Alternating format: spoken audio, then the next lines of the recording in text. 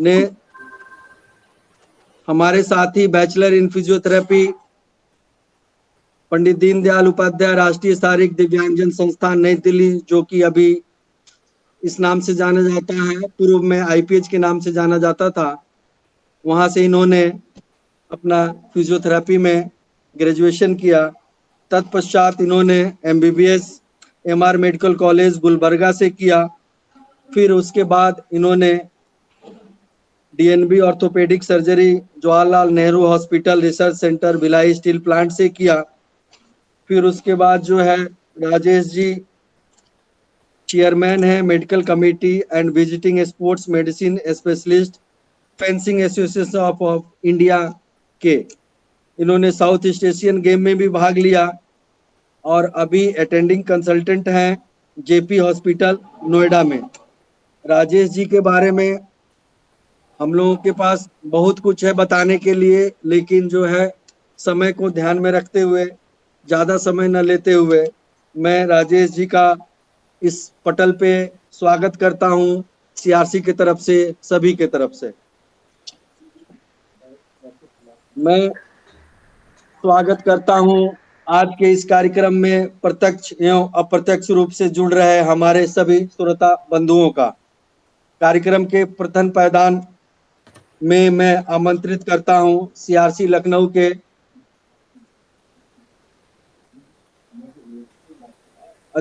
थोड़ा सा बदलाव है, समय की थोड़ी सी कमी होने की वजह से डायरेक्टर महोदय जो सीआरसी लखनऊ के हैं वो बीच में जुड़ जाएंगे और कार्यक्रम के लास्ट में जो है राजेश जी से मुखातिब होंगे। तो कार्यक्रम को अब आगे की गति प्रदान करते हुए मैं विकास जी से कहता हूं कि विकास जी अब कार्यक्रम को आगे बढ़ाया जाए।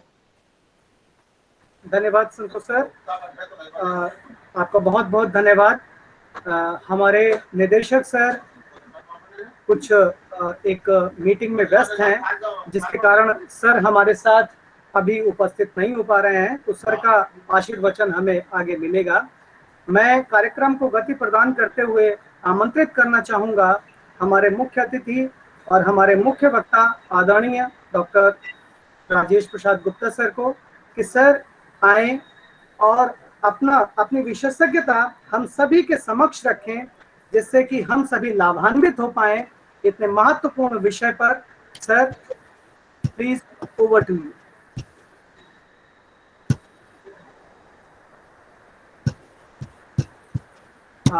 सर मेरी आवाज आपकी आवाज आ रही है? मेरी आवाज सुन रहे हैं आप लोग?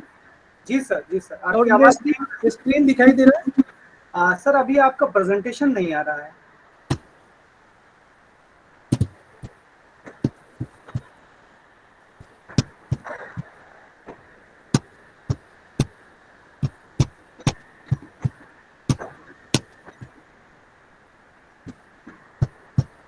अभी आ रहा है? Yes sir, presentation. Thank you sir. अभी ठीक है? स्क्रीन दिखाई दे रहा है? बिल्कुल सर, आपकी स्क्रीन बिल्कुल क्लियर आ रही है sir. Okay, good afternoon all of you. Santosh, thanks for giving me nice introductions about me. First of all, I am thankful to Director IPH, Director CRC Lucknow, and complete program coordinating team CRC Lucknow for giving me this opportunity.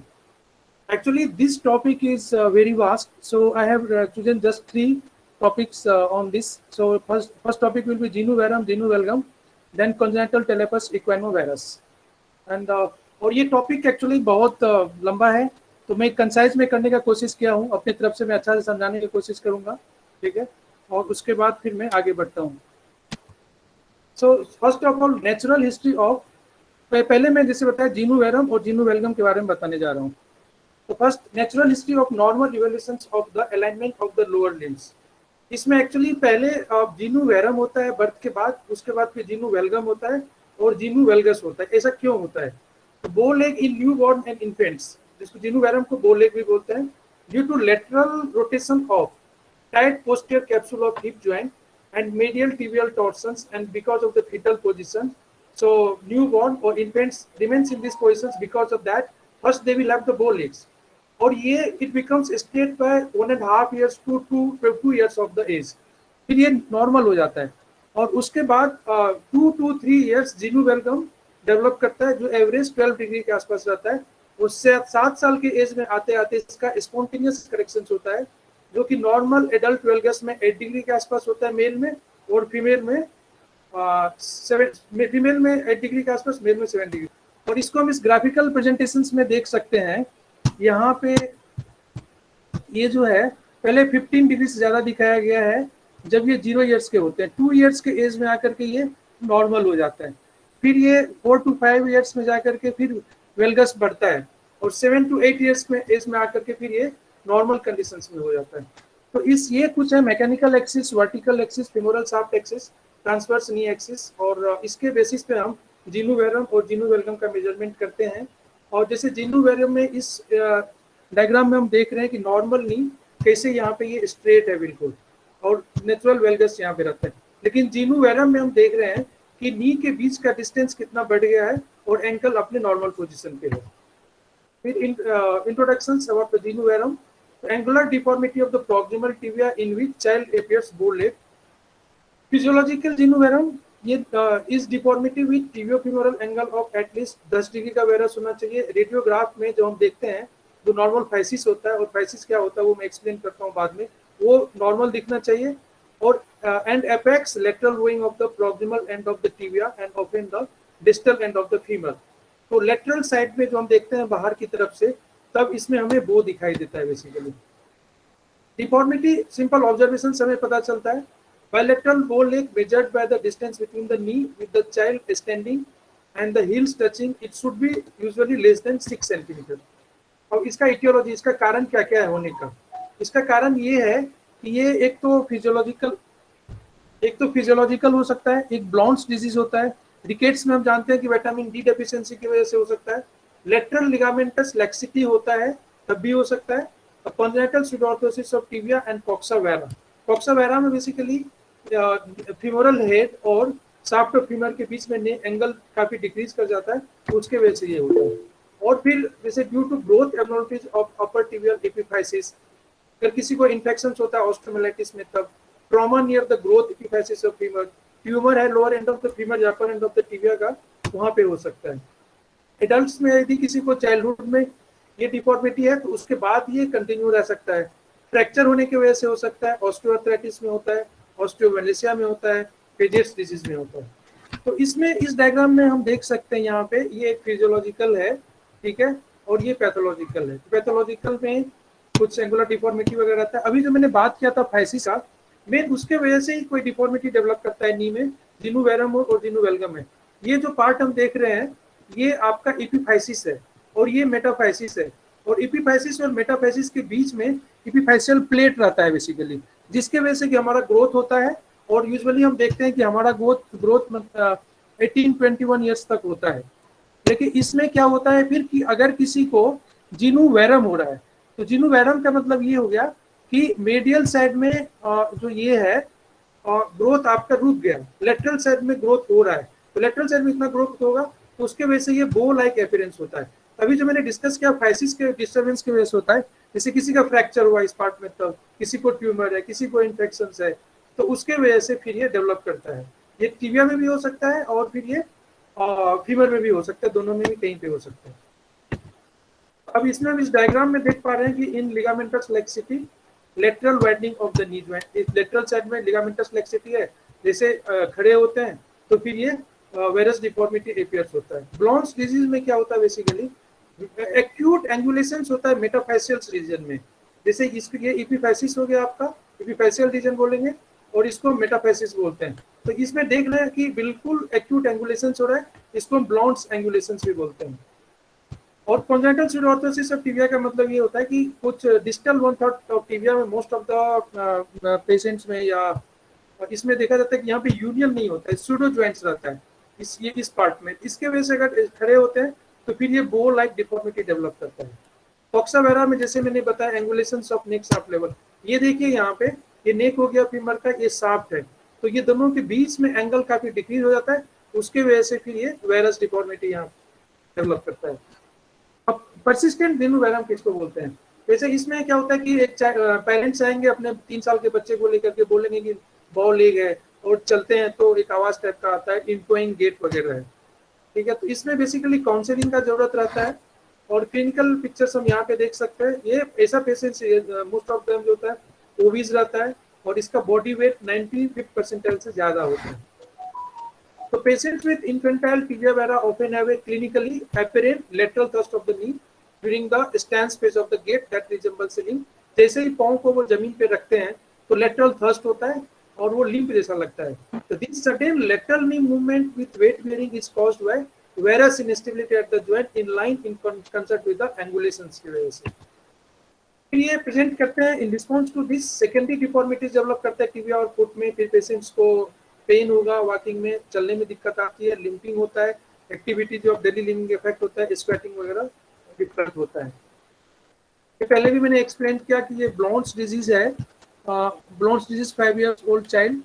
तो ये इसमें हम देख सकते हैं radiographic demonstrate abrupt angulations of epiphyseo metaphyseal junction. जो epiphysis है और मेटाफैसिस के बीच में एक्यूट मतलब ये एंगुलेशन होता है उसके वजह से। ये क्लिनिकल अपीयरेंस में ऐसे दिखाई देगा, इनके सामने से देखेंगे तब और पीछे से देखने के बाद। और in an extreme physiologic varus in 3 year old child, इसमें देख सकते हैं क्लिनिकल अपीयरेंस ऐसा है। रेडियोग्राफिक अपीयरेंस में वही जो मैंने बात किया था मेडियल एपिफैसियल ओसिफिकेशन डिफेक्ट का, जो यहाँ पे जो डिफेक्ट होता है मोर सीवियर इन चाइल्ड, बहुत ज्यादा सीवियर है। लेकिन इसमें देखते हैं clinical appearance at 5 years of the old, the conditions resolve spontaneously. तो ये बहुत सारा खुद ही रिजॉल्व हो जाता है, ठीक है। इसलिए 7 साल के बाद यदि कोई आता है तो हमें सोचने की जरूरत है, नहीं तो उससे पहले ये ठीक होने की संभावना रहता है। पेशेंट्स के और पेरेंट्स के काउंसलिंग की आवश्यकता होती है। इसमें फिर हम देख रहे हैं सेम चीज है ये डायग्राम्स में almost. Infantile tibia vara seen in late age 6 years old, ठीक है। तो इसमें ये सिटी इमेज है बेसिकली, जिसमें कि severe epiphyseal and articular surface defects वगैरह हम देख रहे हैं। और उसके फिर ये इसके बारे में मैं बाद में बताऊंगा कि ये बेसिकली जो ये स्टेपल्स वगैरह यूज करते हैं हम लोग, जैसे इधर मीडियल साइड में ग्रोथ कम हो रहा है, ये ट्रीटमेंट प्लान में हम बताएंगे बेसिकली। तो इस साइड अगर हम स्टेपल्स लगा देते हैं तो एपिफैसियल प्लेट की ग्रोथ को डिस्टर्ब करते हैं, तो इस साइड ग्रोथ नहीं होगा, तो दोनों साइड बराबर ग्रोथ हो जाता है, फिर अलाइनमेंट हो जाता है इसमें। तो treatment non operative physiological genu varum nearly always spontaneously correct itself as the child's grow, इसलिए काउंसलिंग करना चाहिए हमें। This usually occurs by the age of 3 to 4 years. Blount's disease does not require treatment to improve if the disease is caught early. Treatment brace के साथ इसमें करना चाहिए। Bracing is not effective however with adolescents with Blount's disease, तो उसमें surgery की आवश्यकता होती है। Untreated infantile Blount's disease or untreated rickets result in progressive worsening of the going in later childhood and adolescence, इसलिए पहले ट्रीट करना बहुत जरूरी है। Treatment of Blount disease depends on the age of the child and the severity of the various deformity। जैसे मैंने बताया कि अगर बाद में होता है, अगर ठीक नहीं हो रहा है तो सर्जरी करना पड़ेगा, और उससे पहले ब्रेस वगैरह यूज करना चाहिए, तो उससे फिर ये ठीक होता है। Generally observations or a trial of bracing is indicated for children between age 2 and 5 years, but progressive deformity usually requires osteotomy। Osteotomy क्या होता है वो भी मैं एक्सप्लेन करता हूँ। और surgical treatment physiologic genu varum, in rare instances physiological genu varum in the toddler not resolve completely, and during adolescence the bowing may cause the child and family to have cosmetic concern होता है, चलने में दिक्कत आती है। If the deformity is severe enough then surgery to correct the remaining bowing may be needed। उसके बाद फिर एक सर्जरी ही ऑप्शंस रहता है। तो इसमें डिफरेंट प्रोसीजर्स होता है, 2 मेन टाइप्स जो यूज किया जाता है। गाइडेड ग्रोथ, एक टिबियल ऑस्टियोटोमी होता है। तो गाइडेड ग्रोथ के बारे में मैंने बताया पहले ही, जैसे एपिफैसियल ग्रोथ प्लेट होता है, तो मीडियल साइड में अंदर की भाग में ऑलरेडी वो ग्रोथ नहीं होता है वहां पे, तो लेटरल साइड में ग्रोथ होने की वजह से ये ज्यादा डिफॉर्मिटी डेवलप करता है। तो हम ऐसा कुछ करते हैं कि लेटरल साइड में ग्रोथ को रोकने का कोशिश करते हैं, यानी एपिफैसियल प्लेट जो रहता है जहां से ग्रोथ होता है उसको हम स्टॉप करना चाहते हैं।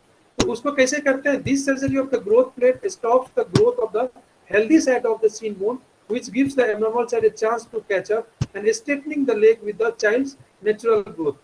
और फिर जैसे किसी का डिफॉर्मिटी अब इससे ठीक नहीं हो रहा है और ऑस्टियोटोमी का ही चांसेस करना पड़ता है, तो osteotomy, tibial osteotomy, in this procedures the shin bone is cut just below the knee and reshape to correct the alignment।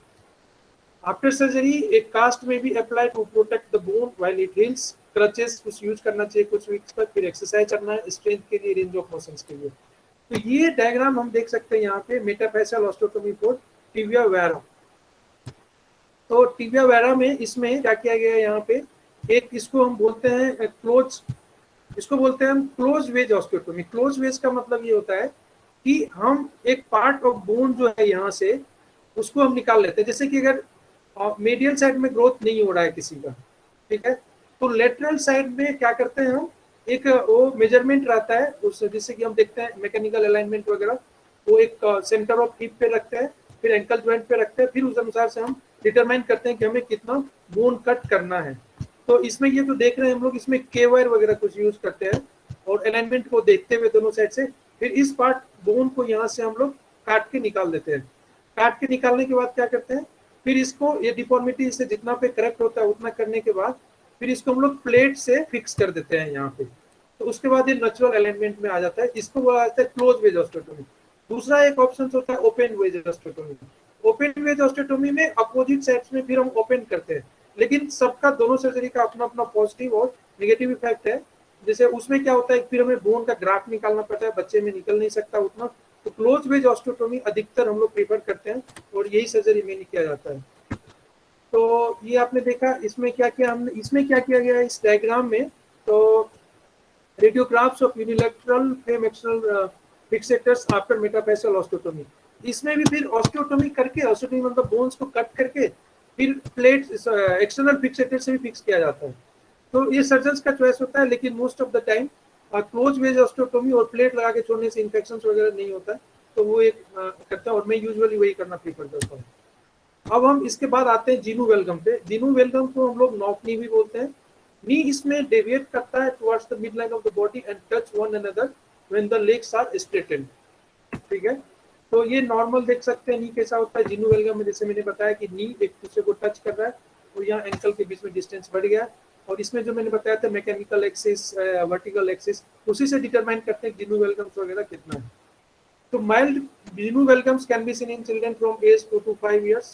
Children's Genu welcomes angles up to 20 degree भी हो सकता है। जैसे मैंने पहले भी एक्सप्लेन किया कि 7 साल तक ये वर्सेन होता है, ये बढ़ सकता है, लेकिन और ये लेकिन 12 डिग्री से ज्यादा नहीं होना चाहिए। और intermalleolar distance should be less than 8 centimetre. Deformity often gets corrected naturally as children grow, लेकिन एज के साथ किसी किसी में ये वर्स भी होता है। अगर किसी को रिकेट्स है, मेटाबॉलिक बोन डिजीज है, जैसे मैंने पहले भी बताया, किसी का अगर एपिफैसियल प्लेट में कोई इंजरी है, ट्यूमर है, तो उन सब कारण से भी ये हो सकता है। सेम एक्चुअली पैथोलॉजी इटियोलॉजी दोनों का, जिनु वेरम और जिनु वेलगम का ऑलमोस्ट सेम ही रहता है। Idiopathic genu valgum is the commonest form that is either because of congenital और हैज नो नोन कॉज। जिसमें distal femur most common location होता है प्राइमरी पैथोलॉजी का, और ये लेकिन टीबिया से भी हो सकता है। बायलैटरल जिनु वेलगम इटियोलॉजी जैसे हमने बताया फिजियोलॉजिक हो सकता है, रिकेट्स में हो सकता है, स्केलेटल डिस्प्लासिया, कुछ सिंड्रोम्स वगैरह होता है उसके साथ एसोसिएटेड होता है, chondromalacia, dysplasia. Unilateral genu valgum physeal injury और trauma, infections, vascular insult, proximal metaphyseal tibial fractures, जैसे किसी को ट्यूमर है तब हो सकता है। और ये डायग्नोसिस मेनली करते हैं क्यू एंगल से। क्यू एंगल क्या होता है कि एक हम एंगल ये लाइन ड्रॉ करते हैं centre of the patella to tibial tuberosity, ये, और एक लाइन ड्रॉ करते हैं anterior superior iliac spine to centre of the patella, जिससे एक्सटेंसर होता है बेसिकली उसके बीच का। तो ये एंगल को देखते हैं। तो ये एंगल इसमें हम देख सकते हैं कि ये बढ़ गया है, तो इसको क्यू एंगल बोलते हैं। इससे हम ये चीज मेजर करते हैं। तो ये नॉर्मली क्यू एंगल जो है 22 डिग्री होना चाहिए नी एक्सटेंशन में, और 9 डिग्री होना चाहिए नी 90 डिग्री ऑफ फ्लेक्शन में, और लेस देन 18 डिग्री ये नी एक्सटेंशन में होना चाहिए, सॉरी विमेन में होना चाहिए जो मैंने पहले एक्सप्लेन किया। और मेन में जो हम देखते हैं 18 डिग्री नी एक्सटेंशन और 8 degree in 90 degree of knee flexion. और इसका ट्रीटमेंट वैसे प्रिंसिपल्स दोनों का ट्रीटमेंट का सेम रहता है। जैसे for persistent genu valgum, physical therapy, bracings और एक्सरसाइज प्रोग्राम पहले हम ये ट्राई करेंगे। In recalcitrant cases, if valgus malalignment of the extremity is significant, corrective osteotomy जो मैंने ऑलरेडी बात किया।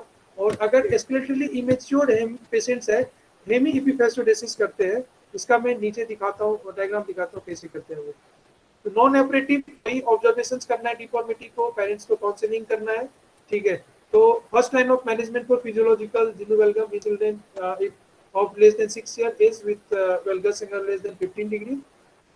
ब्रेस, ब्रेस इसमें मोस्टली यूज्ड इन प्रोग्रेसिव जिनोवेल्गम किसी का अगर हो रहा है तो पेरेंटल सेटिस्फेक्शन के लिए और उसको कम करने के लिए पैथोलॉजिकल जिनोवेल्गम में यूज करते हैं। एक मरमेड स्प्रिंट यूज करते हैं और lateral single bar knee ankle foot orthosis, shoe modifications with elevating inner bar shoe. मेरे ख्याल से ये प्रोस्थेटिक एंड ऑर्थोटिक इंजीनियर्स जो है वो ज्यादा अच्छा से बता सकते हैं इसके ऊपर, तो मैंने ये कलेक्ट किया मीटर और ये जो यूज कर सकते हैं। और ऑपरेटिव में हेमीपिफेसिस और फैशियल टिदरिंग, जो मैंने पहले बताया था कि मेन फैसिस जो होता है वहां से ग्रोथ होता है, तो वहां की ग्रोथ को हमें अरेस्ट करना है, बेसिकली रोकना है। तो if the patient is still growing age में है तो hemiepiphysiodesis can be done to promote more normal growth and straightening the leg at appropriate time month before completing growth. Bone clamps और staples are put into a bone around the growth plate. तो एक जैसे stapler होता है ना, उसी type का चीज होता है, जो जहाँ पे ग्रोथ प्लेट रहता है वहां पे स्टेपल्स लगा दिया जाता है। स्टेपल्स लगाने से क्या होता है कि वहां पे फिर वो ग्रोथ नहीं होता है, फिर डिफॉर्मिटी नहीं बढ़ता है आगे। तो ये हम इस डायग्राम में देख सकते हैं कि ये जो है ना, यही एक स्टेपल्स है बेसिकली, या फिर कुछ स्क्रू वगैरह भी यूज करके, मेन है उसके ग्रोथ को अरेस्ट करना है बेसिकली, ठीक है। तो वो क्या आता है, over the next 1-2 years this will result in redirected growth that can lead to straightening of the legs. तो इसमें डॉक्टर्स के सर्जन्स के फॉलोअप में रहना पड़ता है 1-2 साल तक, और फिर देखते हैं कि कब तक वो स्ट्रेट हो रहा है कि नहीं हो रहा है। अगर जितना पे स्ट्रेट हो गया तो कभी कभी हम उस स्टेपल्स को निकाल भी लेते हैं, अगर एज ज्यादा हो रहा है तो, नहीं तो स्टेपल्स छोड़ भी जाता है, उससे कोई फर्क नहीं पड़ता है उसमें। तो ये आप इस डायग्राम में देख सकते हैं कि पहले जिनोवेल्गम में क्या था, फिर हमने इसके ग्रोथ को रोकने का कोशिश किया, क्योंकि जिनोवेल्गम में मीडियल साइड में ज्यादा ग्रोथ होता है, और यहाँ पे हमने स्टेपल्स यूज किया, यहाँ पे स्टेपल्स यूज हुआ, फिर उसके बाद देखते हैं कैसे अरेस्ट हो गया है। एक्चुअली इसमें मीडियल साइड में जो है ना ग्रोथ है, विपेशल ग्रोथ के उसका वो ग्रोथ को रोक चुका है, तो लेटरल साइड में नॉर्मल ग्रोथ हो रहा है, ठीक है। तो उसके वजह से फिर ये एक कंपनसेट हो जाता है। इस डायग्राम में हम देख सकते हैं कैसे ये नॉर्मल हो चुका है। इसमें बेसिकली डॉक्टर सर्जन या डॉक्टर्स के फॉलोअप में रहना वो जरूरी होता है। Osteotomy mostly indicated for denuvelgum patients around the age of growth plate fusion and patients with severe valgus deformity। अब किसी का एज 12-13 साल हो चुका है, ग्रोथ प्लेट वहाँ फ्यूज हो चुका है, अब वो डिफॉर्मिटी उसका बढ़ने वाला भी नहीं है और बहुत ज्यादा है, तो उसके बाद फिर सर्जरी ही एक ऑप्शन बचता है। तो ऑस्टियोटोमी इसमें कहाँ पे करते हैं, जहाँ पे एपेक्स ऑफ डिफॉर्मिटी ज्यादा रहता है, फीमर और टिबिया में, depending on the site of the deformity, apex of the deformity. ये 3 टाइप का इसमें बेसिकली सर्जरी किया जाता है। पहले भी मैंने एक्सप्लेन किया कि इसे मीडियल क्लोज वेज ऑस्टियोटोमी है, लेटरल ओपन वेज ऑस्टियोटोमी। तो ये जो है ये क्लोज वेज ऑस्टियोटोमी। इसमें हमने क्या किया कि टिबियल रीजन्स में यहाँ पे इस पार्ट ऑफ द बोन को काट करके हमने निकाल दिया, और फिर इसको जितना निकालते हैं उसको ऊपर चिपका करके और प्लेट से फिक्स कर दिया जाता है। ओपन वेज क्या इधर मीडियल साइड में करना पड़ा इसको स्ट्रेट करने के लिए। इसमें ओपन करने के बाद फिर प्लेट लगा करके और ग्रोथ प्लेट इसमें फिर प्लेट से फिक्स कर दिया जाता है। एक होता है आपको, इसको बोलते हैं डोम ऑस्टियोटोमी। तो डोम ऑस्टियोटोमी हम देख रहे हैं यहाँ पे कितना अच्छा से दिखाई दे रहा है ये, कि ये टिबिया का ऊपर वाला हिस्सा है और ये है, तो इसको हम डोम सेपेट में कट करते हैं यहाँ पे, ठीक है। डोम सेपेट में कट करने के बाद ये भी कट हुआ। इसमें बेसिकली के वायर वगैरह लेते हैं डिफरेंट पोजिशंस में, यहाँ से यहाँ तक डोम सेट में के वायर रखते हैं, फिर वो ऑस्टियोटोम होता है हमारे पास में, 100 होता है, उससे इसको काट देते हैं। और उसको काटने के बाद फिर ये जो पार्ट है बेसिकली ये हो गया, डोम शेप हो गया। तो डोम शेप को इजी रहता है मैनिपुलेट करना, आप जितना चाहे। अगर हम इसको इधर कर देंगे डिफॉर्मिटी बढ़ जाएगा, इधर करेंगे तो डिफॉर्मिटी बढ़ जाएगा। तो इसमें क्या करते हैं हम लोग, इसमें एक जैसे वहां पे हमारे पास में ऑपरेशन थिएटर में कॉटरी होता है, तो कॉटरी को हम लोग क्या करते हैं वहां पे सेंटर ऑफ हिप पे रखते हैं, और दूसरा कॉटरी के एंड को एंकल के सेंटर पे रखते हैं। और उसके बाद फिर जो है ये जो पार्ट रहता है यहाँ पे, कितना डोम को हमको करना है, मतलब जिससे कि डिफॉर्मिटी करेक्शन हो जाए, तो जितना पे ये होता है उतना पे छोड़ करके फिर यहाँ पे प्लेट से फिक्स कर दिया जाता है। तो ये बहुत इजी रहता है ये भी सर्जरी। तो 2-4 पेशेंट्स में हमने इस पे ये भी किया है, ये सबसे अच्छा रहता है मेरे ख्याल से, मैं जितना करता हूँ। तो इसमें अगर इसमें लेकिन होता क्या है, gross deformities can be corrected in a single sitting.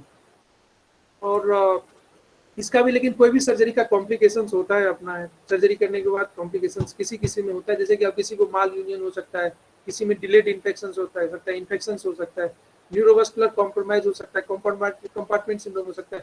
Neuromuscular compromise इसलिए हो सकता है कि हमने बोन को तो सीधा कर दिया जितना करना था, लेकिन सेम टाइम हम नर्व और आर्टरी को उतना स्ट्रेच नहीं कर पाते हैं।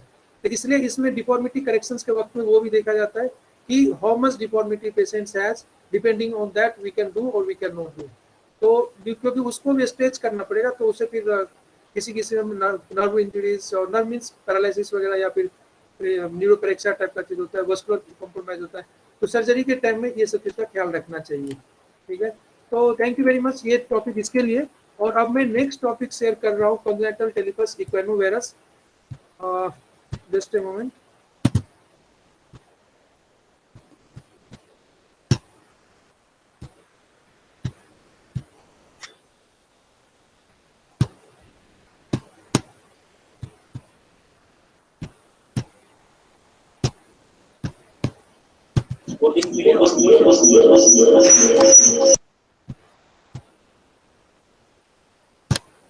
ये स्लाइड दिखाई दे रहा है मेरा? हेलो, हाँ राजेश दिख रहा है। दिख रहा है स्लाइड? तो अभी यस यस। अब मैं एक्सप्लेन करने जा रहा हूँ CTEV के बारे में। ये टॉपिक पढ़ाई के वक्त में जब करते थे तब, और ये काफी नीरस टॉपिक है, तो इसको मैं समझाने की कोशिश कर रहा हूँ। CTEV को क्लब फुट भी बोलते हैं और कॉन्जेनिटल टेलिपस इक्वेनोवायरस बोलते हैं। ये बर्थ डिफेक्ट होता है बेसिकली। तो टेलिपस एक्चुअली एक लैटिन वर्ड से बनता है, जिसको टेलस एंकल को हम टेलस बोलते हैं और फुट को पेस बोलते हैं। Equino indicates the heel is elevated like horse heel, उस टाइप से रहता है। Varus indicate it's turned inward. तो इस डायग्राम में हम इस चीज को देख सकते हैं यहाँ पे कि कैसे ये इनवर्ड है, ये वेरस डिफॉर्मिटी है। ठीक है, और इक्वेनस देखने के लिए पीछे से देखना ज्यादा है, पीछे से या फिर लेटरल व्यू में देखना अच्छा रहता है वो चीज। तो ये it got its name club foot from its resemblance with a wooden club used in older days. Incidence 1000 in one life birth होता है और 50% बायलेटरल हो सकता है। बॉयज इसमें ज्यादा इफेक्टेड होता है और ये एसोसिएटेड होता है कुछ सिंड्रोम्स के साथ, जैसे मेनिंजल हो गया, congenital dislocations of hip के साथ में ज्यादा associated होता है। Characteristics features: the basic component of club foot, equinus at the ankle joints पे, ये जैसे कि इस पार्ट में बीच में लेटरल व्यू में देखना ज्यादा रहता है, इक्वेनस देख सकते हैं, वेरस डिफॉर्मिटी हम यहाँ पे देख सकते हैं। उसके बाद फिर एडक्शंस वगैरह देख सकते हैं, supinations of the mid foot, medial arch इसमें हाई हो जाता है, ये मीडियल साइड से देखना चाहिए आइडियली, और इसमें और ये एसोसिएटेड होता है इंटरनल टिबियल टॉर्सन से। तो इसके बारे में बहुत सा थ्योरी दिया गया कि इसका क्या कारण है। एक था प्राइमरी जर्मप्लाज्म थ्योरी, उसमें बोला गया कि इसमें डिफेक्ट होता है टेलस में, उसके वजह से वो प्लांटर फ्लेक्शन में चला जाता है, इंफर्जन में चला जाता है, बाद में सॉफ्ट टिश्यू चेंजेस होता है। फिर थ्योरी आया कुछ की प्राइमरी सॉफ्ट टिश्यू एब्नॉर्मलिटीज की वजह से होता है, न्यूरोमस्कुलर यूनिट, और उसके वजह से सेकेंडरी बोन चेंजेस होता है। एक थ्योरी है कि हाइपोट्रोपिक एंटीरियर टिबियल आर्टरी होता है, उसके वजह से काफ मसल्स का एट्रोफी होता है, उसके वजह से। कुछ लोगों ने बोला कि इसमें abnormal distribution of type 1 type 2 muscle fibres की वजह से होता है। लेकिन रिसेंटली बोला जाता है कि इसमें बोन वगैरह का शेप वगैरह पहले नॉर्मल होता है, मेन लिगामेंट टेंडन्स वगैरह की डिफॉर्मिटी से ही होता है। इसका 4 मेजर डिफेक्ट है। जैसे 0 हेरिडिटरी अगर होगा तो 0 वीक्स, 8 to 10 वीक्स में ये मेन स्टेज होता है एम्ब्रियोनिक डेवलपमेंट का, अगर उसमें अरेस्टेड डेवलपमेंट हो गया तब होगा। और 20 to 30 वीक्स में प्राइमरी मस्कुलर एबनॉर्मलिटी और ज्वाइंट चेंजेस की वजह से, और 30 वीक्स से फुल टर्म डिलीवरी तक में अगर होता है, हो सकता है कि इंटरट्रेन कंप्रेशन हो फीटस का एबनॉर्मल पोजीशन की वजह से, ओलिगोहेड्रामिनस जिसमें कि इम्यूनिटी पीरियड कम हो जाता है, उसके वजह से ये हो सकता है। हेरिडिटरी और इडियोपैथिक की वजह से मोस्ट कॉमन कॉज होता है। So two varieties, idiopathic and secondary delayed and progressive with systemic conditions such as associated with orthogliosis multiplex congenita, muscular dystrophies, meningomyelocele, cerebral palsy, इस सब के साथ associated हुआ ये। और pathological anatomy, the typical club foot is at first a deformity of soft tissue only। ये चीज ध्यान में रहना चाहिए कि typical club foot होता है, तो बिल्कुल typical का मैं बात कर रहा हूँ, soft tissue deformity के वजह से ही होता है। इसके वजह से कॉन्सेप्टी एक वो टेक्निक है ट्रीटमेंट का, वो बहुत इजी हो गया और उसके वजह से काफी चाइल्ड्स ठीक होते हैं। तो ये ध्यान रखना चाहिए कि सॉफ्ट टिश्यू की वजह से होता है। तो at birth the bones are normal in shape but altered in positions. इसमें पोजीशंस जो होता है बोन का बेसिकली वो उल्टा पुल्टा हो जाता है, लेकिन सॉफ्ट टिश्यू तो इसमें हम देख सकते हैं कि ये जैसे कैल्केनियम है, ये क्यूबॉइड बोन होगा, तो ये सब का एबनॉर्मल पोजीशन है, उसी वजह से ये फुट का पोजीशन चेंज हो चुका है, ठीक है। लेकिन बोन का शेप इसमें नॉर्मल रहता है, पोजीशन चेंज होता है, ये बहुत इंपॉर्टेंट चीज है यहाँ पे समझना। तो muscles and tendons, muscles poorly develop होता है, टेंडन एटिनेटेड होता है, टेंडो कैल्केनियस जो कि नॉर्मली पोस्टीरियर अटैच होता है, उसका इंजर्शंस अंदर की तरफ हो जाता है और नीचे की तरफ होता है। मीडियल प्लांटर मसल्स जो होता है कॉन्ट्रैक्टेड स्टेट रहता है,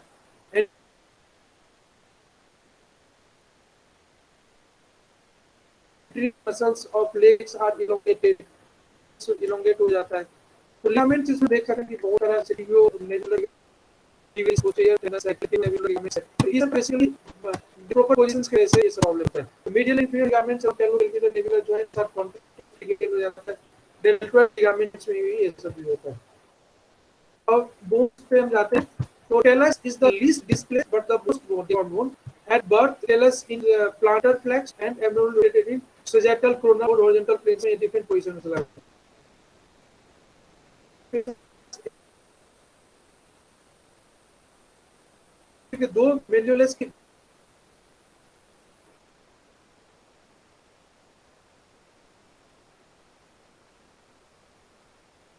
तो वो उसको प्रॉपर बैठता नहीं है वहां पे, उसके वजह से ये रहता है।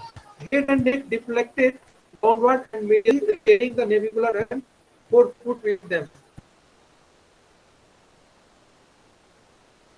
ये नॉर्मल एंगल का कौन सा कौन एंगल है, तो उसमें भी बताता हूँ, इसमें कैसे चेंज आता है। नॉर्मल एंगल जो है, ये एंगल कौन सा एंगल है, तो द एंगल इज 160 डिग्री। इसको बोलते हैं the angle between head and neck and the body of the talus normal pose.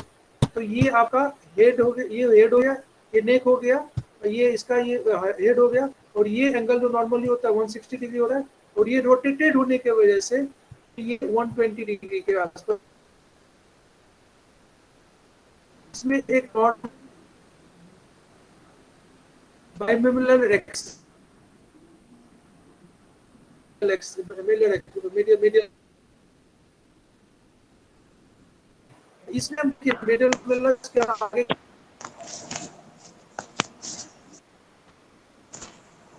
की ओर चला गया, ये अरे बच्चा, वो राम बाबू जी ने जो मीटिंग का डाला वो बच्चे से रिलेटेड है, देख लो उसको थोड़ा, इधर आइए।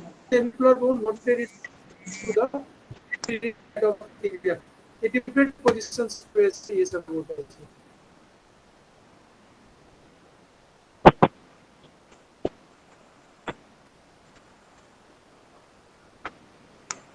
The positions of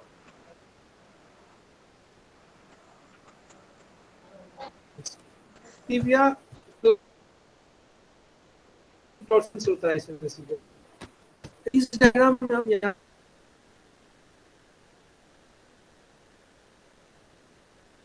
पे देख सकते हैं कि medial displacement of calcaneum tubular head, ठीक है। तो ये जो कैल्केनियस टू इसमें देखिए आप proximity of calcaneum to fibular malleolus, तो ये जो कैल्केनियम है यहाँ पे और फिबुला है, दोनों एक दूसरे के साथ आ गया है, जबकि नॉर्मली टेलस के पास होता है। Medial spines of the subtalar joints, subtalar joints का ये यहाँ पे ये इसके साथ, इसके लिए टेलस है और ये कैल्केनियम है, ये दोनों नॉर्मल पोजीशंस में नहीं है, इसी वजह से ये चेंजेस आया है। क्लिनिकल फीचर्स ऑलरेडी एक्सप्लेन कर दो। एपेटेड लेग स्मॉलर होता है, लेस डेवलप्ड होता है। फुट इज कॉन्केव मेडियली, ठीक है, कॉन्वेक्स लेटरली। इस डायग्राम देख सकते हैं। Skin lateral border of foot straight and shining, यहाँ पे skin medial of border is thrown into crease, यहाँ पे बहुत सारा मल्टीपल क्रीज होता है। Head of the talus can be felt on dots of, और इसको अगर हम क्लिनिकली फील करते हैं जब पेशेंट्स आता है, यहाँ पे देख सकते हैं कि हेड ऑफ द टेलस है यहाँ पे। Four foot planter legs, heel is rotated medially and upward। उसके बाद bursa ankylocytes may be present along lateral wall of the foot, यहाँ पे lateral ankylocytes और bursa वगैरह डेवलप होता है। In normal maybe the foot can be dorsiflex and everted until the toes touches the front of the leg। जैसे born होता है उसमें अगर आप टो को टच करें तो वो सीन को टच कर जाता है, तब सीन को यूजुअली टच करता है, लेकिन अगर कोई सीटीवी चाइल्ड है तो वो नहीं कर पाएगा। In clubhood, this behavior meets with varying degree of resistance. In severe cases, the deformity is fixed. तो ये behavior करने से वो जैसे न्यूबॉर्न में अगर तो pediatricians देखते हैं पहले तो वही टेस्ट करता है CTV देखने के लिए कि अगर जैसे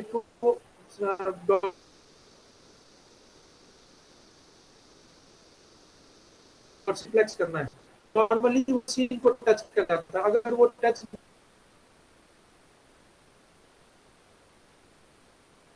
कर रहा है इसका मतलब है कि उसको डिफॉर्मिटी है और डिपेंड करता है कितना डिग्री हो गया उसके वजह से रेजिस्टेंस फील होता है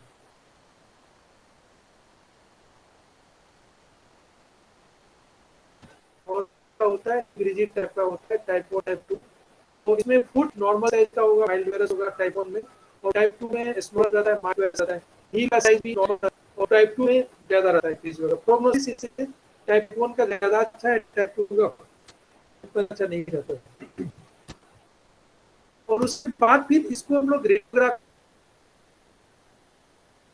है तो इसमें कोई जैसे बच्चा चल नहीं पा रहा है तो उसका रेडियोग्राम लेते हैं एंटेरो पोस्टीरियर और लेटरल व्यू लेते हैं और डॉर्सीफ्लेक्स व्यू में जैसे चाइल्ड का डॉर्सीफ्लेक्स मैक्सिमम करके उसके बाद एंटेरो पोस्टीरियर और डॉर्सीफ्लेक्शंस करके लेटरल व्यू एक्सरे लेते हैं ओल्डर चिल्ड्रेन है तो antero posterior lateral standing radiographs हो जाता है एक काइट्स व्यू एक्सरे लेते हैं तो antero posterior projections taken with foot को प्लांटर फ्लेक्स में रखते हैं 30 डिग्री के आसपास और वो एक्सरे का जो ट्यूब रहता है उसको 30 डिग्री एंटीरियरली रख करके सजेटल प्लेन में भी ले सकते हैं और नॉर्मली एंटीरोपोस्टीरियर लेते हैं अगर यंग चिल्ड्रेन है तो line must be drawn through the ossification centre to represent axis of those bones ossification centre से फिर हम लेते हैं उसमें लाइन ड्रॉ करते हैं एक्सरे लेने के बाद एक यहाँ पे पिरानी सिस्टम है पिरानी उन्होंने एक्सप्लोर किया था बेसिकली डिफॉर्मिटी देखने के लिए कितना सीवियर डिफॉर्मिटी होता है इसमें 10 डिफरेंट फिजिकल एग्जामिनेशन पेंडिंग देखते हैं अगर कोई स्कोर 0 है तो इसका मतलब एब्नॉर्मलिटी नहीं है 0.5 है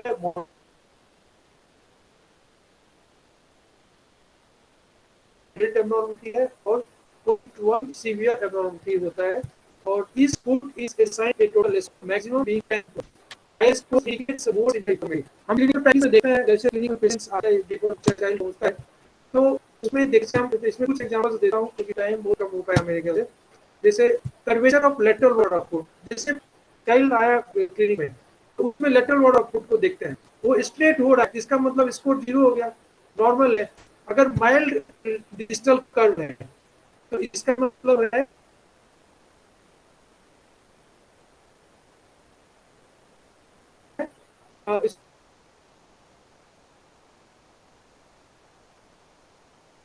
जैसे मेजर केस देखते हैं मेजर केस अगर मल्टीपल बहुत ज्यादा total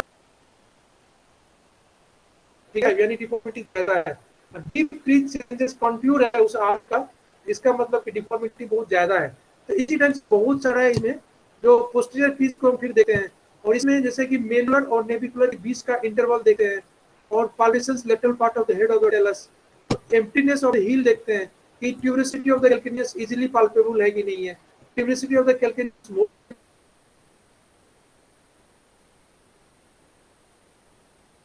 to palpate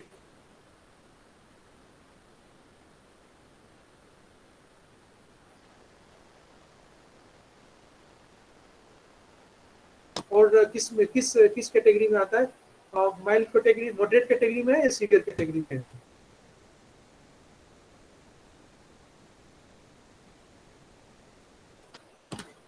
normal radiographic angle of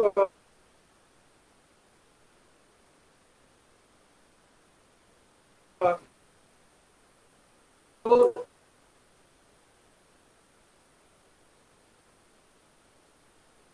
टेलो calcaneal है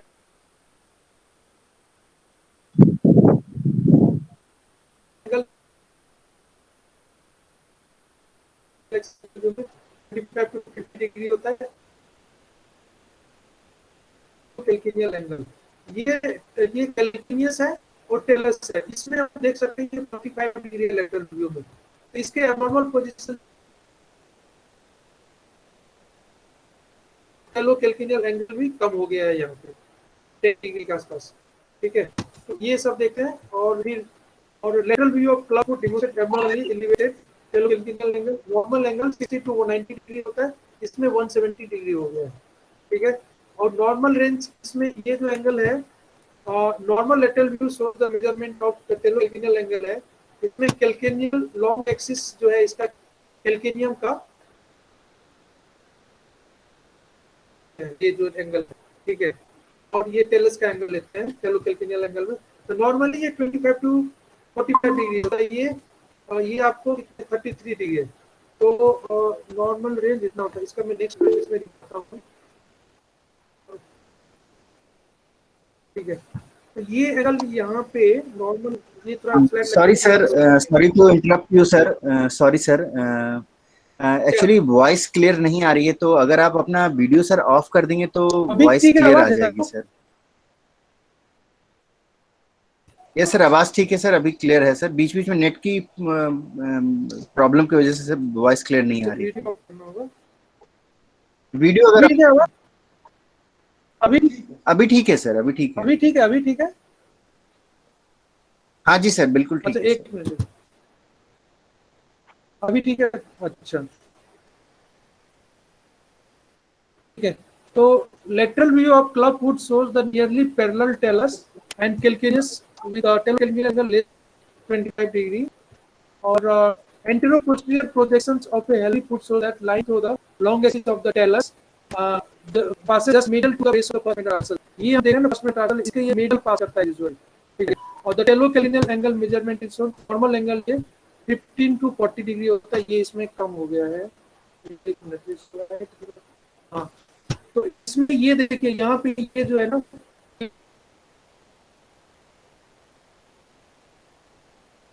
ये मीडियल नहीं जाकर के ये लेटरल जा रहा है बेसिकली। तो और एंटेरोपोस्टीरियर व्यू में कन्वर्जेंस हो जाता है basically. Anteroposterior view of talipes equinovarus shows that convergence of the base of the metatarsal in abnormally increased compare with normal convergence. तो ये यहाँ पे आप देख सकते हैं।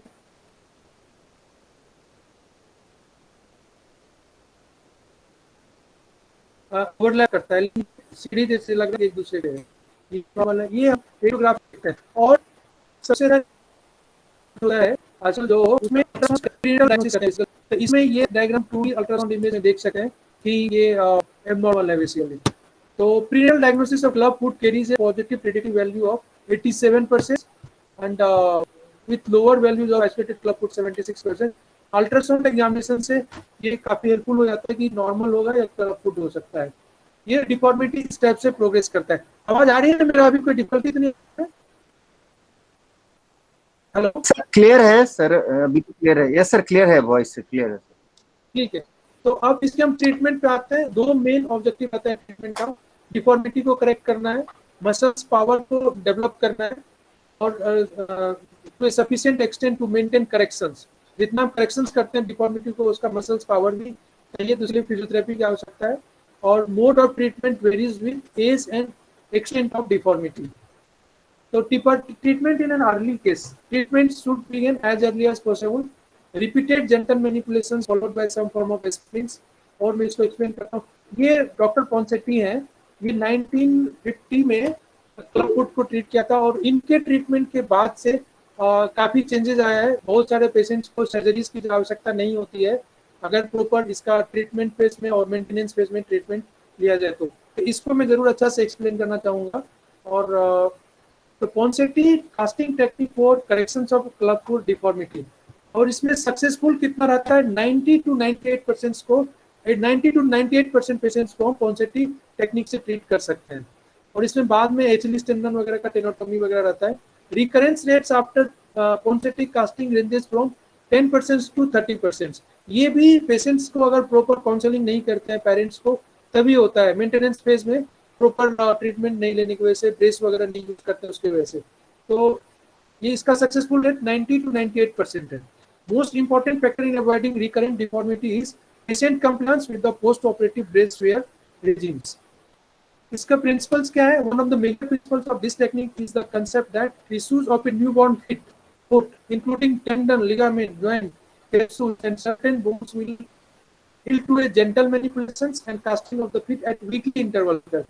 By applying this technique to club feet within the first few weeks of life, most club foot can be successfully corrected without the need of major reconstructive surgery, जिसको कि हम सर्जरी से रोक सकते हैं अगर पहले से ट्रीटमेंट हो तो। आइडियली न्यू बॉर्न बेबी जो डायग्नोज होता है क्लब फुट का, उसको फर्स्ट वीक से ही ट्रीटमेंट करना चाहिए, उसमें लेट नहीं करना चाहिए। तो treatment phase during which time the deformity is corrected completely, और मेंटेनेंस फेज में ब्रेस यूटिलाइज करना होता है जो कि रिकरेंस को प्रिवेंट करता है। तो treatment phase should begin as early as possible, optimally within the first week of life. पहला वीक से ट्रीटमेंट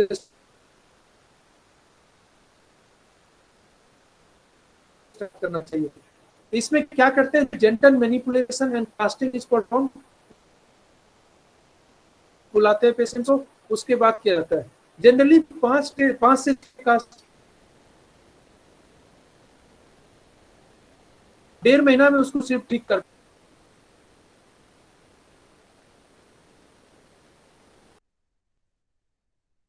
बहुत इंपॉर्टेंट है कि अगर आप ये ट्रीटमेंट कभी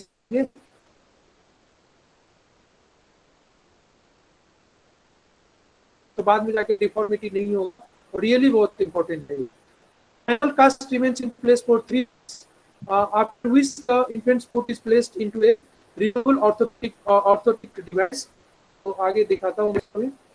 तो मैनिपुलेशन कास्टिंग, इसका एक टेक्निक कैसे हम होल्ड करते हैं और मैनिपुलेशन कैसे करते हैं हम।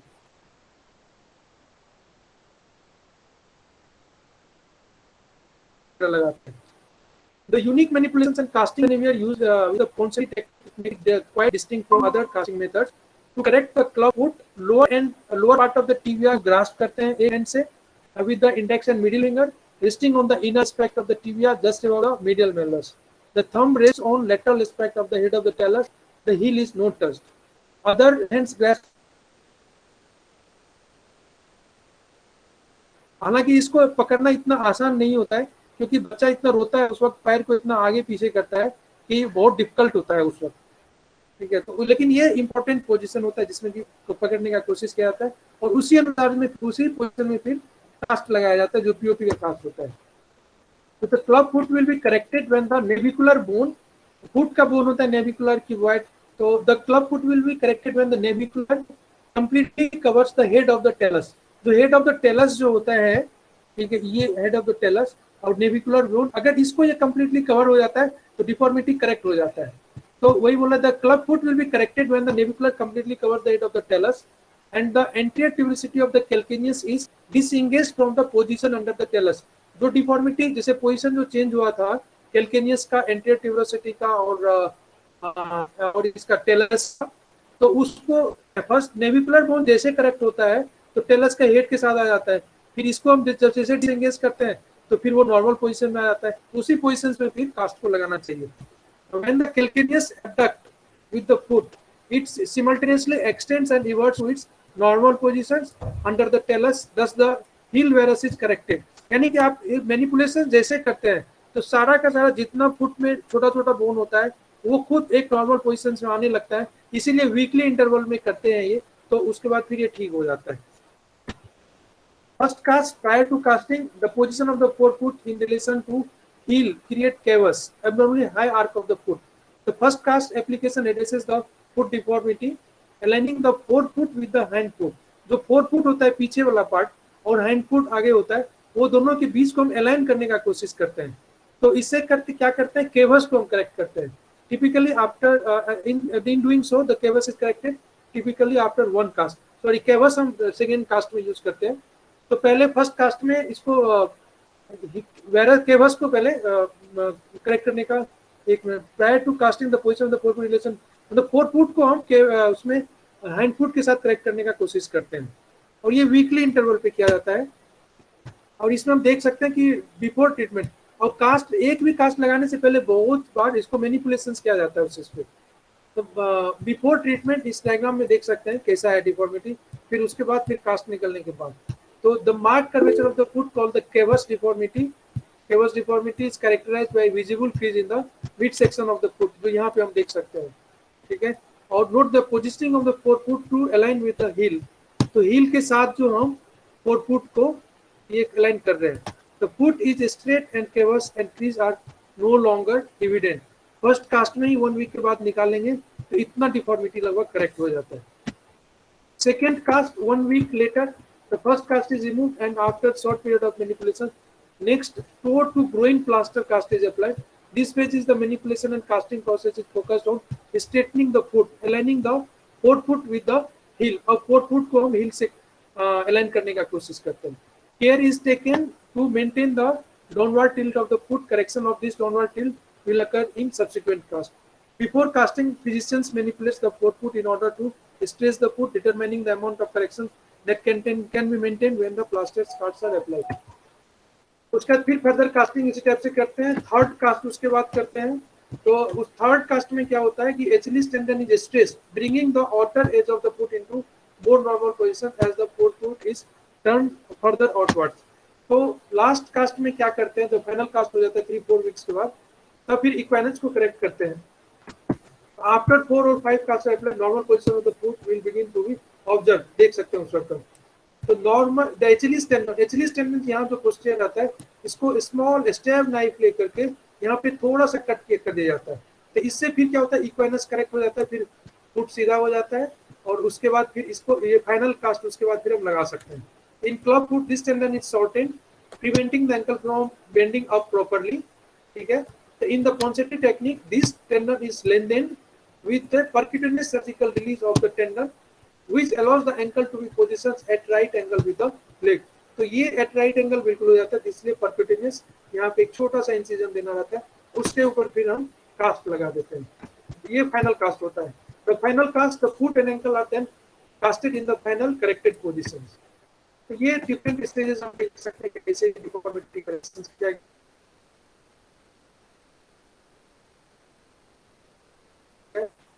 ये देखिए first week, second week, third week, उसका लास्ट वीक कितना डिफॉर्मिटी करेक्शन. मोस्ट इंपॉर्टेंट चीज है मेंटेनेंस फेज, और इसमें बहुत सारे पेरेंट्स को लगता है कि नहीं ये ठीक हो चुका है, कुछ करने की जरूरत नहीं है. रियली काउंसलिंग मोस्ट इंपॉर्टेंट चीज है. Most difficult phase compliance decreases, chances of relapse increase करता है.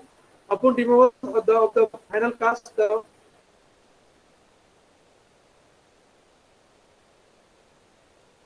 of this splinting or casting phase is complicated to maintain the full proper position with the foot set apart pointed upwards.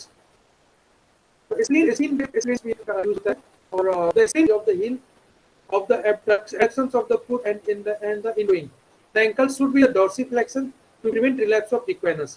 The brace 23 घंटा per day use करना चाहिए, कम से कम 3 महीने के लिए, following the cast, and then while sleeping for several years to follow. Usually 3 से 4 साल तक यूज होना चाहिए. मतलब इसलिए पेशेंट्स को कभी नहीं सोचना चाहिए कि ठीक हो गया. 3 से 4 साल तक मिनिमम ये ब्रेस को यूज करना है डिफॉर्मिटी करेक्शन होने के बाद. तो कुछ सीटीवी फुट में मॉडिफिकेशन, स्ट्रेट मीडियल रेग और लेटरल सोल रेग ये सब यूज करते हैं, लेकिन ये स्टीनबेक स्प्लिंट्स और जो मैंने बताया शायद वो सबसे बेस्ट होता है. और फिर काइट मेथड आजकल कोई नहीं करते हैं, तो इसके बारे में मैं ज़्यादा कुछ नहीं बोलना चाहूँगा और उसको छोड़ देते हैं. ऑपरेटिव, अगर जैसे फिर अब किसी का डिफॉर्मिटी करेक्शंस नहीं हुआ, कुछ निगलेक्टेड केस है, तो फिर इसका ऑपरेटिव प्रोसीजर्स होता है. तो इसमें बहुत सारा प्रोसीजर्स होता है, जैसे टर्को प्रोसीजर्स है, मैके प्रोसीजर्स है, कैरोलिस इंसिजन्स टेक्निक्स वगैरह होता है. तो सर्जिकल पार्ट से सब है. टर्को प्रोसीजर्स फिर वही जिसमें सर्कमफ्रेंशियल इंसिजन देते हैं. तो डिपेंड करता है कि कौन सा कहाँ डिफॉर्मिटी है, उसके ऊपर हम सर्जरीज करते हैं. मैके प्रोसीजर्स और रिलैप्सिंग क्लब फुट को कैसे हम ट्रीट करेंगे. Regardless of the mode of treatment, the club foot कुछ जो होता है वो रिलैप्स हो सकता है. Steep severe club foot and small calf size are more prone to relapse than the less severe foot. Deformities इसमें मेटाटार्सस एडक्टस हो सकता है, हिंडफुट वायरस, इक्वाइनस या और तीनों एक साथ हो सकता है. इसके लिए सॉफ्ट टिश्यू रिलीज करना होता है और फिर ऑस्टियोटोमी वगैरह किया जाता है. ट्रीटमेंट डिपेंड करता है कि एज कितना है और डिफॉर्मिटी किसका, उसके ऊपर सर्जरी प्लान किया जाता है. इसमें causes of relapse का कारण वही है. Relapse occurs because the deformity has not been completely corrected. Relapses are caused by the same pathology that initiated the deformity. Therefore, when we understand the pathogenesis of the club foot, the causes of relapse will become clear. There is a slight decrease in size of muscles, and ये सब actually कारण है relapses क्यों हो रहा है basically. जैसे इसमें the period of dysfunction causing the deformity. Deformity start होता है middle third of pregnancy से और ये last करता है 3rd to 4th years of the life, ठीक है। फिर कोलेजन वगैरह का कुछ एबनॉर्मल डेवलपमेंट की वजह से होता है, ठीक है, ये है। और डिफॉर्मिटी करेक्शंस करने के लिए अगर मेटाटार्सस एडक्टस है तो मेटाटार्सल ऑस्टियोटोमी करते हैं। हैंड फुट वायरस में डिपेंडिंग ऑन द एज कौन सा सर्जरी हम चूज करते हैं, 10 to 12 ईयर्स है तो और ट्रिपल ऑर्थोडेसिस वगैरह, तो डिपेंडिंग ऑन टाइप्स और उसके ऊपर डिपेंड करता है। फ्लैट्स ऑस्टियोटोमी, ठीक है, और फिर बिल्वा निर्वाण प्रोसीजर्स, ये सर्जिकल प्रोसीजर्स है काफी, ठीक। और अदर प्रोसीजर्स में triple arthrodesis, talectomy, external fixator, tendon transfers, ये सब करते हैं। कुछ एटिपिकल क्लब फुट होता है जो जिसमें कि रिजिड और resistant atypical club foot syndrome के साथ एसोसिएटेड होता है, क्रिएटोजेनिक होता है, न्यूरोजेनिक होता है। Thank you very much, thanks for giving me the opportunity.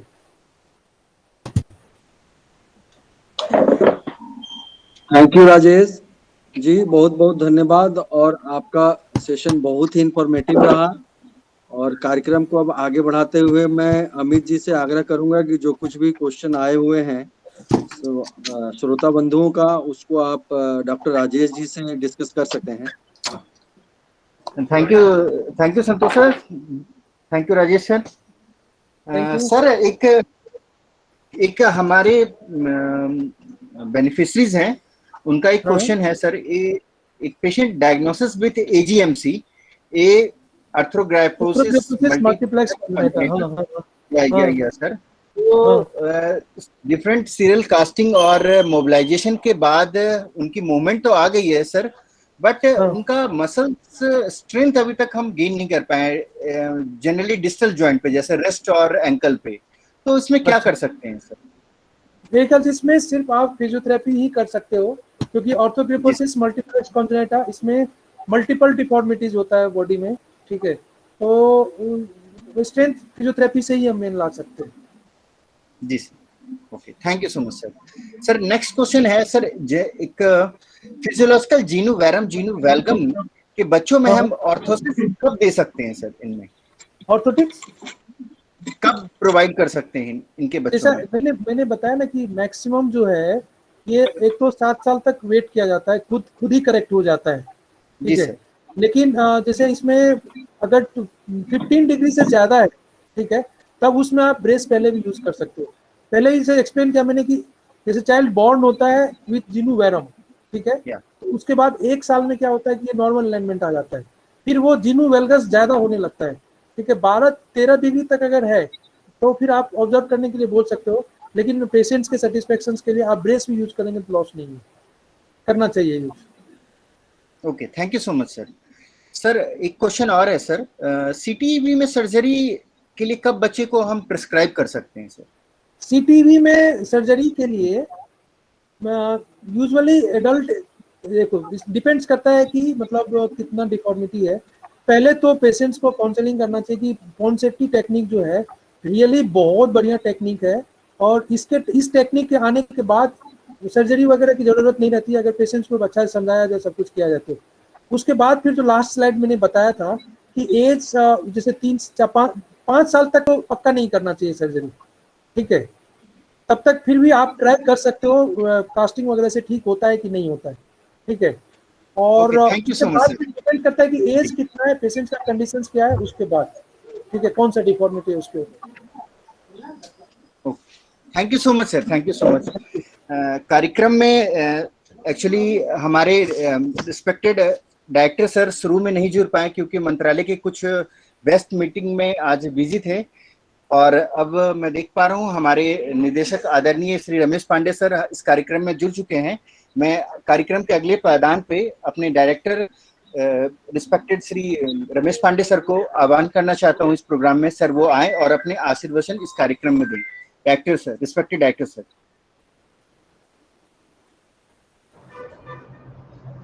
बहुत बहुत धन्यवाद अमित जी, मेरी आवाज पहुंच रही है आप तक? Yes sir, clear sir. बहुत बहुत धन्यवाद। मैं क्षमा भी चाहता हूं, और जैसा अमित जी ने बताया कि कुछ व्यस्तताओं की वजह से मैं डॉक्टर राजेश प्रसाद जी का वेलकम नहीं कर पाया officially. However I am here. मैं अपने रिक्वेस्ट किया था मैंने कि मेरे ऑफिस में थोड़ा सा मेरे ऑफिस में आपका वेबिनार ट्यून इन करके छोड़ दिया जाए, क्योंकि मैं आपको सुनता रहूं। I have heard a lot about you from Santosh and Amit, and Rajesh ji, आप चेयरमैन हैं medical committee and visiting sports medicine specialist है फेंसिंग एसोसिएशन ऑफ इंडिया। और मेरे पास आपका एक ब्रीफ बायोडाटा पड़ा है जिसमें आपके डिजिग्नेशन और आपके जो अचीवमेंट्स हैं, आपके जो अवार्ड्स एंड एक्कोलेट्स हैं, उसको अगर मैं पढ़ने लगूं तो मुझे एक वेबिनार करना पड़ेगा। ऐसा ऐसे अच्छे महान और लर्नेड डॉक्टर को अपने बीच पाके, और हमने सुना है कि आप IPH के एल्यूमिनाई भी रहे हैं फिजियोथेरेपी के, तो ऐसे अपने साथ के अपने बीच के लोगों को ऐसी पोजीशन पे पाके बहुत खुशी होती है।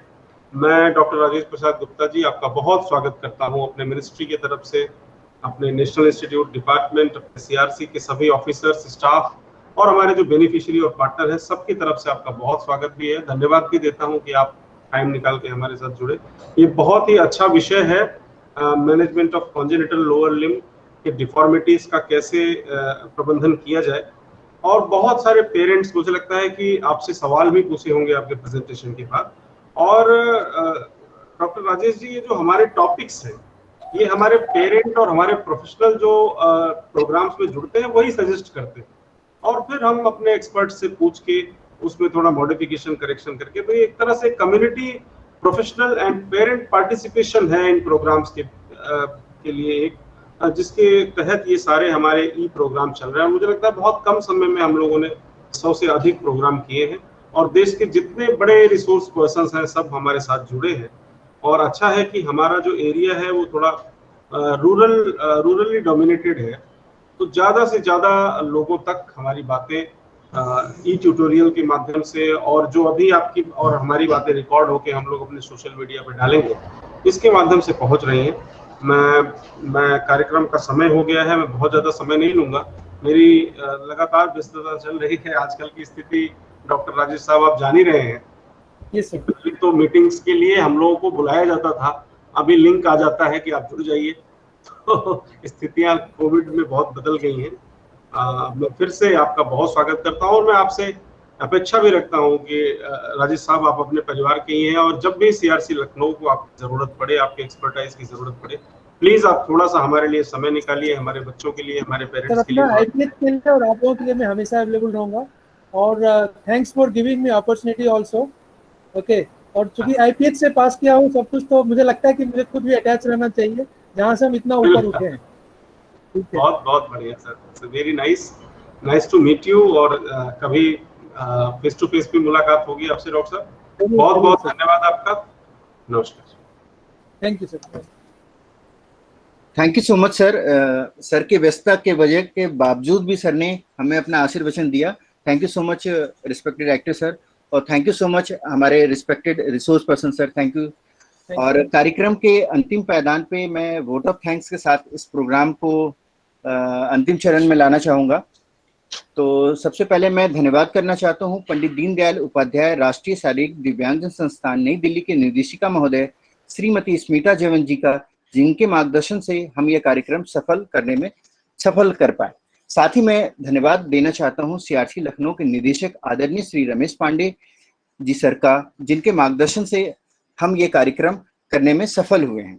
साथ ही विशेष धन्यवाद करना चाहता हूँ हमारे आज के मुख्य वक्ता आदरणीय श्री राजेश प्रसाद गुप्ता सर का, MBBS DNB ऑर्थोपेडिक, जिन्होंने team doctor as a sports medicine specialist Olympic हैं, जिन्होंने आज अपने बिजी शेड्यूल से महत्वपूर्ण टाइम निकाल करके CRC को दिया, और उन्होंने आज हमें management of congenital lower limb deformities के मैनेजमेंट के बारे में हमें बताया और समझाया। इसके लिए सर आपको CRC के तरफ से, CRC की पूरी टीम की तरफ से बहुत बहुत धन्यवाद। Thank you so much sir. साथ ही धन्यवाद की अगली कड़ी में मैं धन्यवाद देना चाहता हूँ CRC के सारे ऑफिशियल्स, सारे हमारे IT कंसल्टेंट्स, जिनके सहयोग से हम ये कार्यक्रम करने में सफल हो पाए हैं। साथ ही मैं धन्यवाद करना चाहता हूँ इस कार्यक्रम में जुड़े सभी rehabilitation professionals, participants, parents with children with special need, जिनके उपस्थिति की वजह से यह कार्यक्रम की रूपरेखा नहीं रखी जा सकती, इनको भी बहुत बहुत धन्यवाद। लास्ट में, अंत में मैं सीआरसी परिवार की टीम से सभी का धन्यवाद देना चाहता हूँ जो प्रत्यक्ष और प्रत्यक्ष रूप से इस कार्यक्रम में जुड़े रहे और इसको सफल बनाने में हमारा सहयोग दिए। धन्यवाद। Thank you so much. Thank you so much respected Rajesh Prasad sir. Thank you so much sir. आप लोगों से अनुरोध है, ये कार्यक्रम यहीं समाप्त होता है। अब आप इस कार्यक्रम से लीव हो सकते हैं। Thank you so much. Thank you. धन्यवाद राजेश, धन्यवाद अमित। Thank you sir.